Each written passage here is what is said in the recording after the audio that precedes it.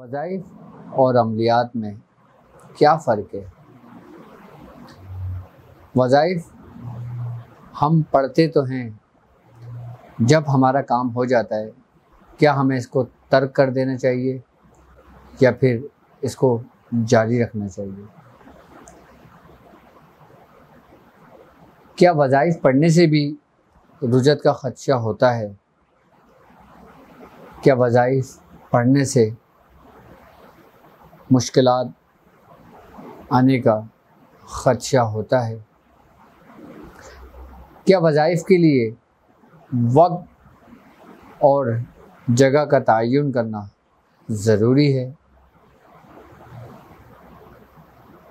वज़ाइफ कब और किस तरह पढ़ना चाहिए?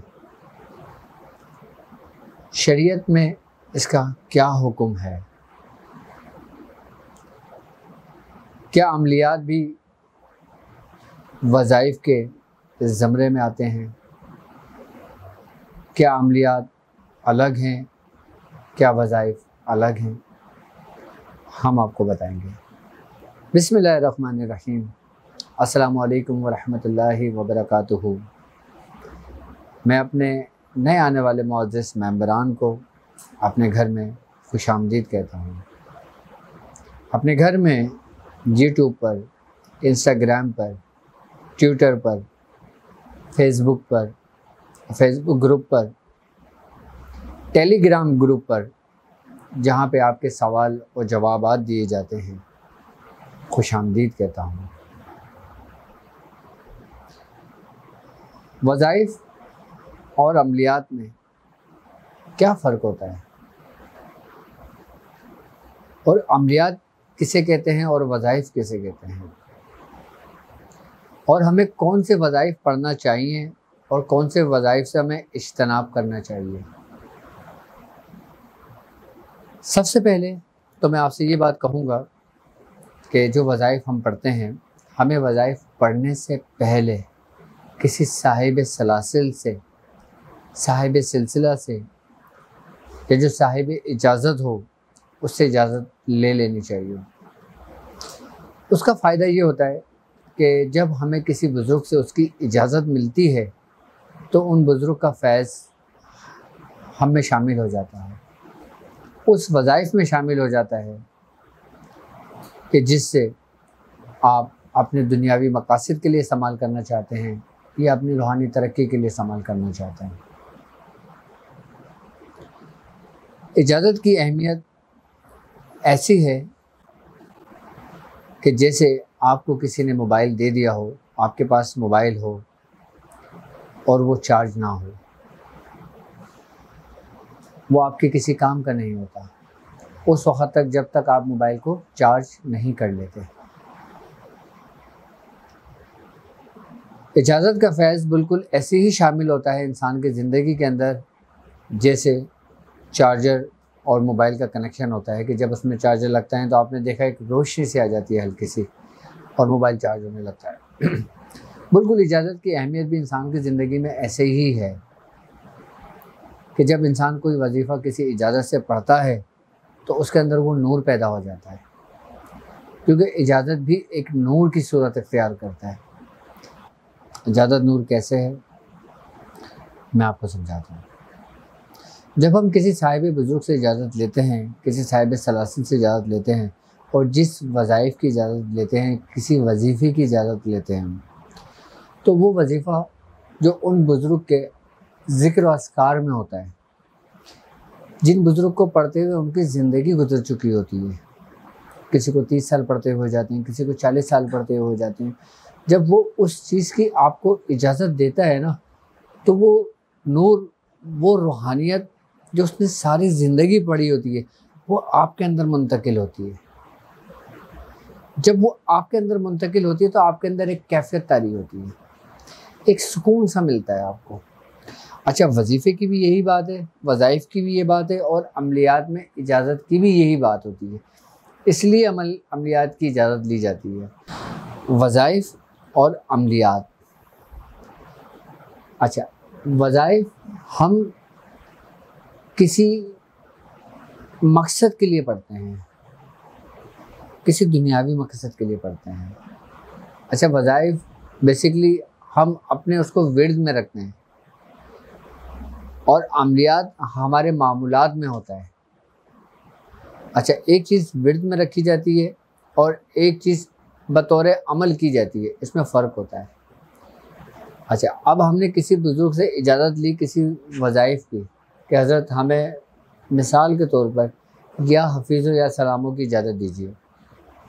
अब उन बुज़ुर्ग इन अस्माओं पे साहिब कमाल हैं, यानी कि उन्होंने अपनी ज़िंदगी में से बड़ी रियाज़त की हुई है। जब वो या हफीज़ या सलामों की आपको इजाज़त देंगे तो यकीनन उस इजाज़त के साथ साथ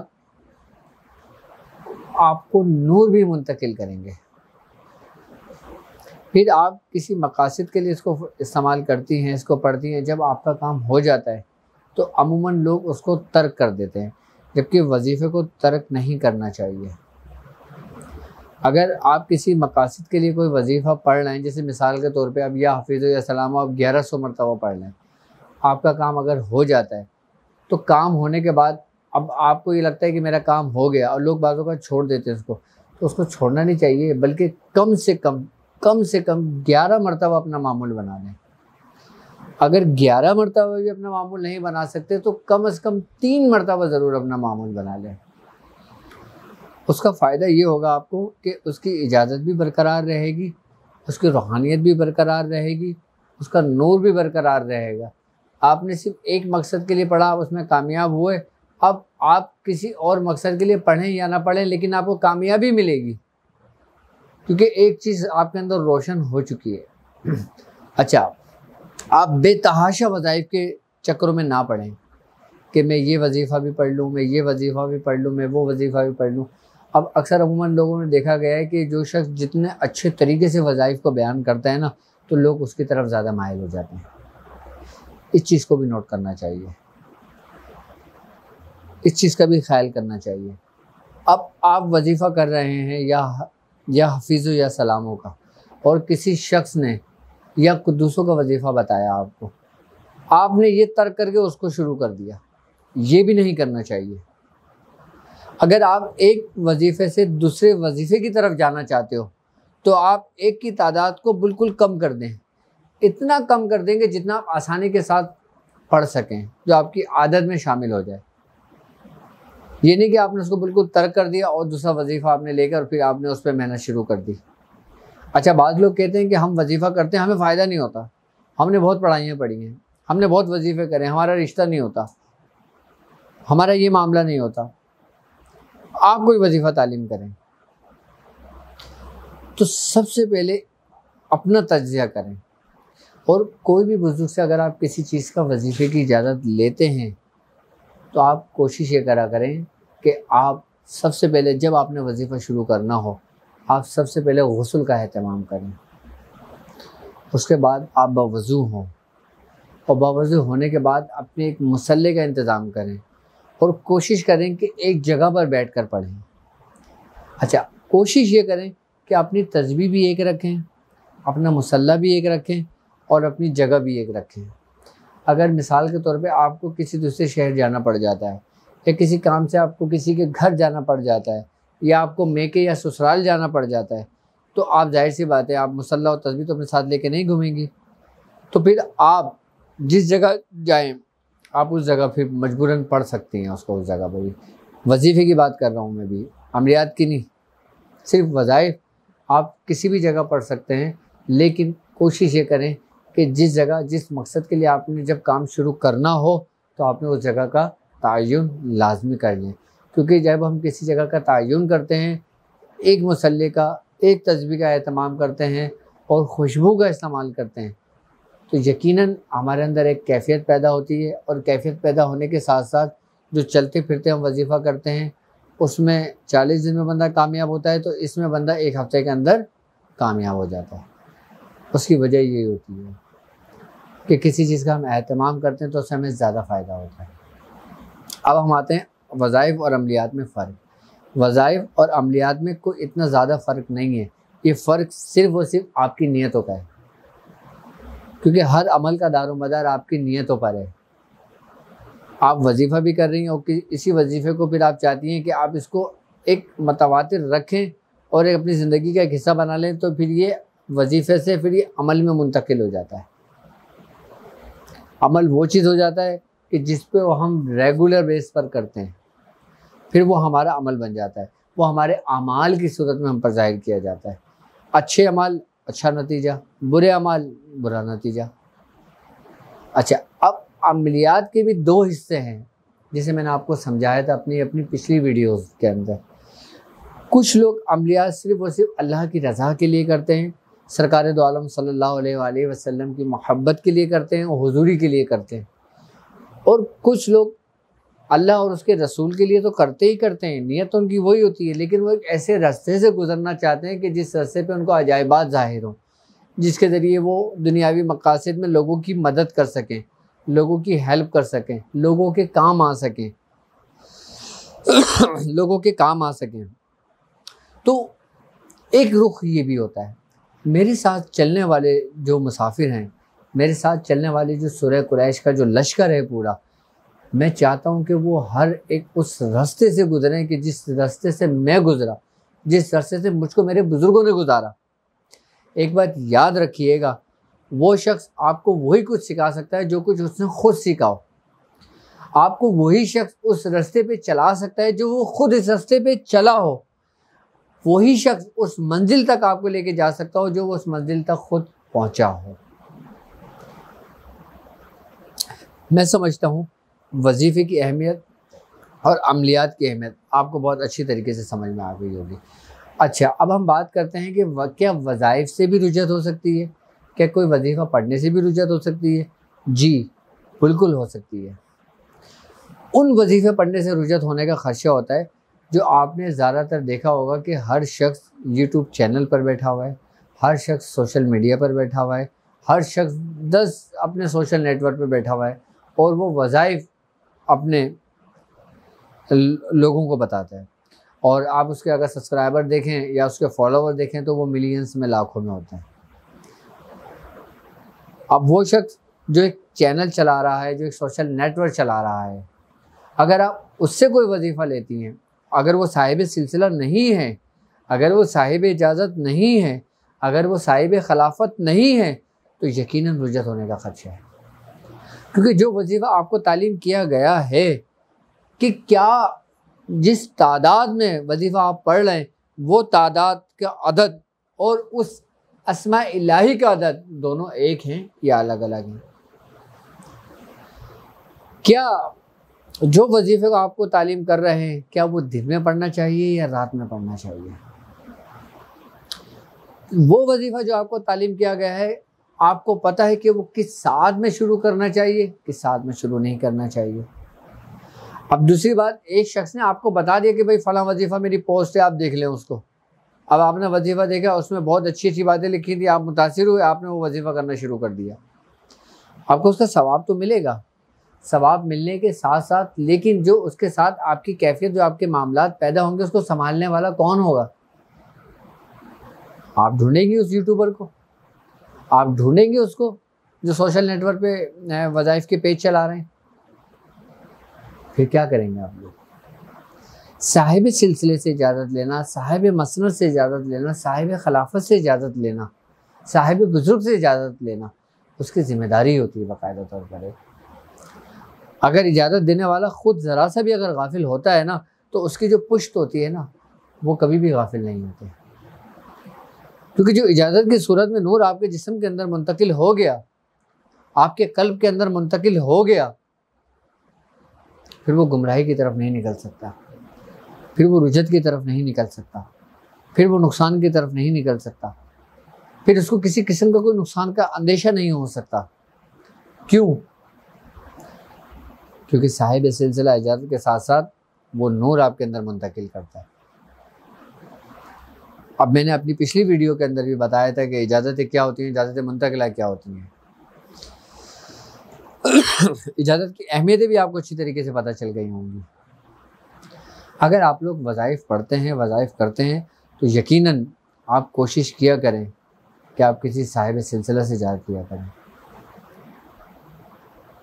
और वज़ाइफ पढ़ने से रुजत का ख़दशा इसी वजह से होता है कि कुछ वज़ाइफ हम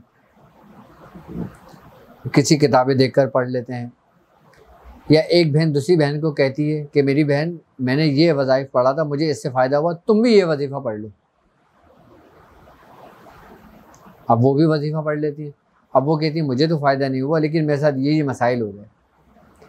अब उस बहन को बेचारी को क्या पता कि अगर मैं किसी को कोई चीज़ तालीम कर रही हूँ तो उसका क्या रिफ्लेक्शन हो सकता है।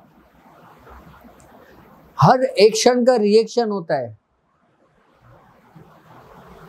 आप लोग समझते नहीं है इस रास्ते को, जानते नहीं है भी इस रास्ते को सही तरीके से।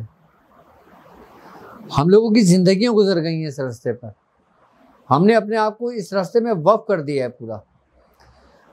हमें पता है कि हमारे पास जितने मरीज आते हैं इसमें आधे से ज़्यादा वो लोग होते हैं जो अपने मामलात की वजह से खुद मुतासिर होते हैं। अब आप भी सोच रहे होंगे खुद अपने मामला से मुतासिर कैसे। देखें, हम जो कुछ कर रहे होते हैं ना, हमें ये तो पता होता है कि इसका हमें फ़ायदा होगा, हमें इसका सवाब मिलेगा, ये एक एक्शन है।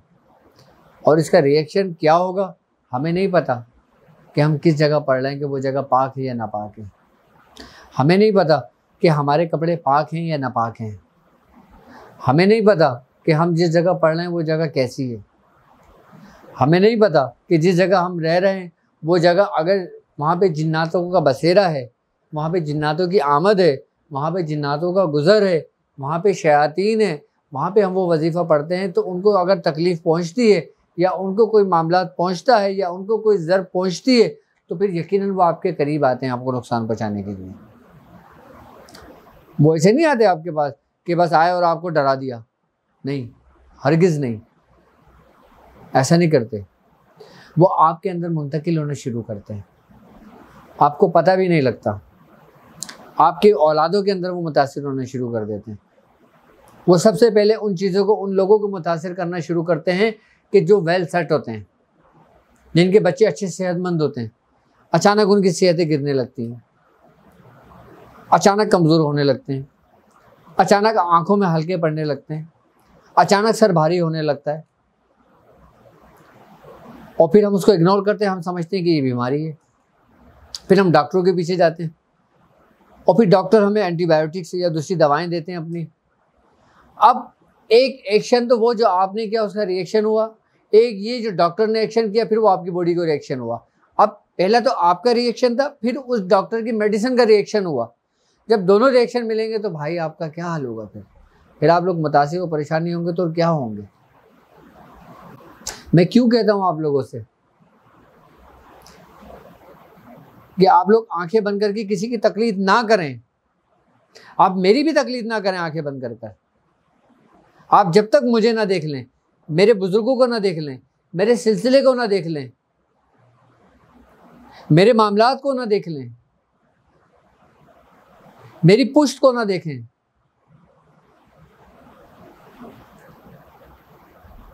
मैं आप लोगों को क्यों समझाता हूं ये। मैं आपको हर आईना दिखाऊंगा। कुछ आईना आपको अच्छा भी लगेगा, कुछ आईने का रुख यकीनन आपको बुरा भी लगेगा,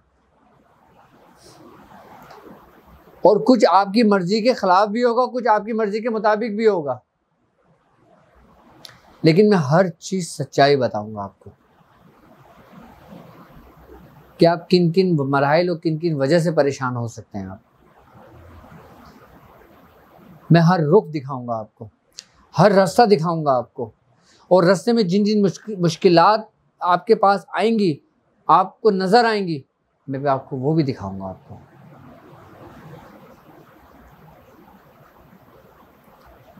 मैं क्यों कहता हूं आप लोगों से कि अगर आप लोगों ने किसी एक चीज़ पे रियाजत की है तो आप उस पर हमेशा इस्तकामत पे कायम हो जाएं, उस पर कायम व दायम हो जाएं, उस पर हमेशा के लिए उसकी रस्सी को मजबूती से थाम लें।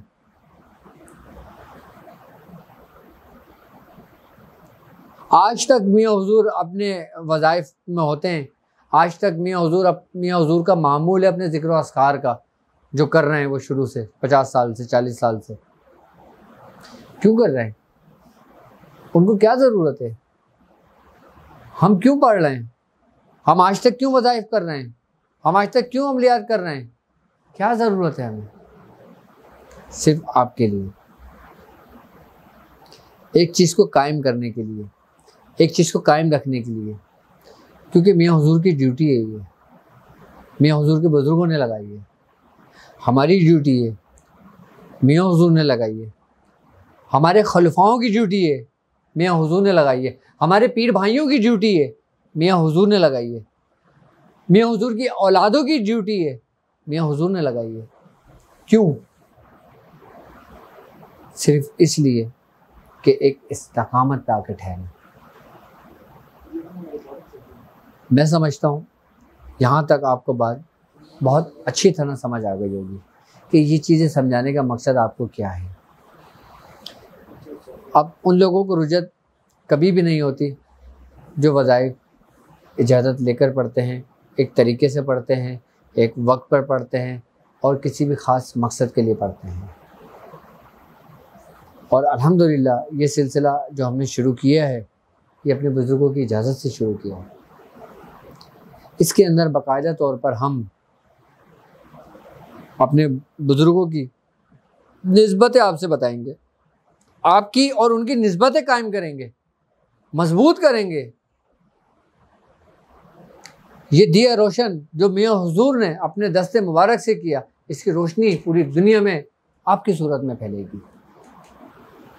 क्या आप मेरे साथ खड़े हैं? क्या आप मेरे साथ चल रहे हैं? क्या आप मेरे साथ बैठे हैं?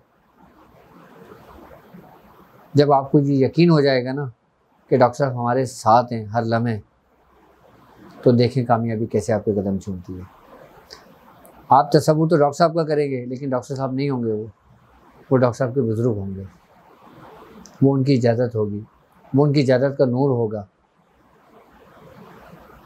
ये सिलसिले की अहमियत है और ये सिलसिला हमारे से चलता चलता चलता चलता ऊपर ये समझ लें कि तमाम औलिया कराम से होता हुआ इन सब की रस्सियाँ सरकार दो आलम सल्लल्लाहु अलैहि वसल्लम के हाथ में, दस्ते मुबारक में।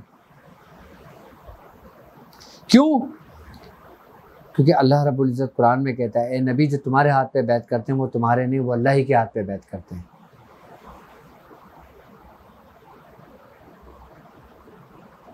अब आप अंदाज़ा लगा लें इस बात में कि हम लोग कितने खुश नसीब हैं और कितने खुश नसीब हैं जो इस लश्कर का हिस्सा हैं, कितने खुश नसीब हैं जो इस रूहानी सफ़र का हिस्सा हैं।